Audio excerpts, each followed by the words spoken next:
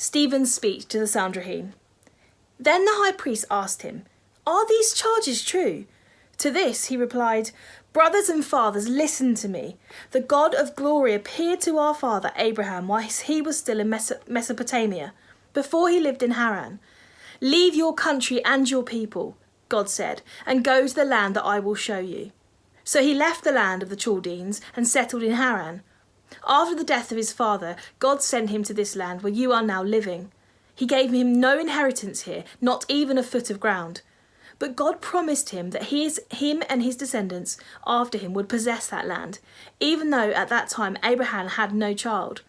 God spoke to him in this way: 'Your descendants will be strangers in a country not their own, and they will be enslaved and ill-treated for 400 years.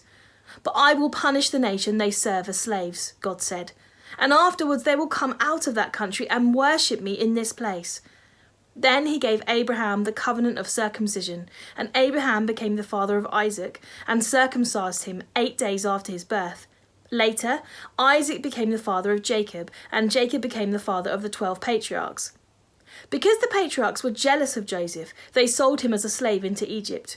But God was with him and rescued him from all his troubles. He gave Joseph wisdom and enabled him to gain the goodwill of Pharaoh, the king of Egypt. So he made him ruler over Egypt and all of his palace.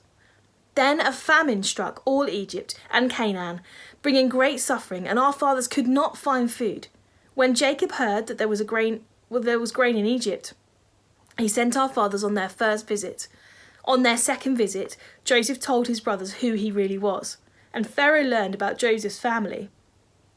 After this, Joseph sent for his father, Jacob, and his whole family, 75 in all.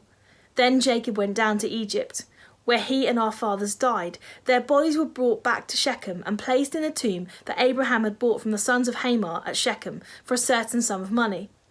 As the time drew near for God to fulfill his promise to Abraham, the number of our people in Egypt increased greatly. Then another king, who knew nothing about Joseph, became ruler of Egypt. He dealt treacherously with our people, forcing them to throw out their newborn babies so that they would die. At that time, Moses was born, and he was no ordinary child. For 3 months he was cared for in his father's house. When he was placed outside, Pharaoh's daughter took him and brought him up as her own. Moses was educated in all of the wisdom of the Egyptians and was powerful in speech and action. Then, when Moses was 40 years old, he decided to visit his fellow Israelites. He saw one of them being ill-treated by an Egyptian, so he went to his defence and avenged him by killing the Egyptian. Moses thought that his own people would realise that God was using him to rescue them, but they did not. The next day, Moses came upon 2 Israelites who were fighting. He tried to reconcile them by saying, "Men, you are brothers. Why do you want to hurt each other?" But the man who was ill-treating the other pushed Moses aside and said, "Who made you ruler and judge over us? Do you want to kill me as you killed the Egyptian yesterday?" When Moses heard this, he fled to Midian, where he settled as a foreigner and had 2 sons. After 40 years had passed, an angel appeared to Moses in the flame of a burning bush in the desert near Mount Sinai. When he saw this, he was amazed at the sight. As he went over to look more closely, he heard the Lord's voice, "I am the God of your fathers, the God of Abraham, Isaac, and Jacob."